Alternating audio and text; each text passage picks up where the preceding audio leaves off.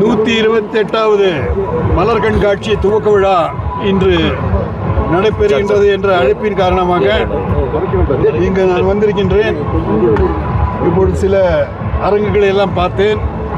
மிக சிறப்பாக செய்திருக்கிறார்கள். மக்களும் ஆர்வமாக இங்கு வந்திருக்கிறார்கள். ஆனால் மனதிலே ஒரு சிறு குறைபாடு எனக்கு இருக்கின்றது. 128வது ஆண்டு ஒரு பாரம்பரியமிக்க ஒரு மலர்காட்சி விழா என்பது தமிழகம் மட்டுமல்ல, பாரத தேசம் முழுவதும் சுற்றுலா பயணிகள் எல்லாம் இங்கு வந்திருந்து இந்த குழு சீசனில் இங்கு எல்லாம் அவருடைய மகிழ்ச்சியை தெரிவித்து குழந்தைகளுடன் ஆர்வமுடன் பங்கேற்பதை எல்லாம் நாம் பார்க்கின்றோம். ஆனால் இந்த ஆண்டு ஒரு துவக்க விழா என்பது ஒரு சிறப்பாக செய்திருந்தால் இன்னும் மனதிற்கு ஒரு நிறைவை தந்திருக்கும் என்று நான் நினைக்கின்றேன். ஏனென்றால் கடந்த ஆண்டிலே முன்னாள் முதல்வர் அவர்களை வைத்து மிக சிறப்பான விழா இங்கு நடைபெற்றது. அந்த அளவிற்கு இல்லை என்றாலும் கூட இன்றைய காலகட்டத்திலே புதிய முதல்வர்களெல்லாம் வந்திருக்கிறார்கள். அதெல்லாம் உடனடியாக செய்ய முடியாத ஒரு சூழ்நிலை எனக்கு புரிகின்றது.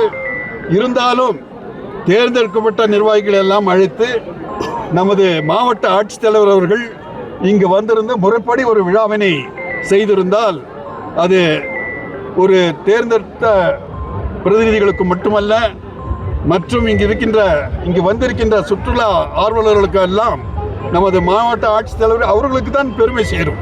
அவர் இங்கு வந்திருந்து இந்த விழாவிலே கண்டுகளித்திருந்தால் நிச்சயமாக அவருக்கு தான் பெருமை சேரும்.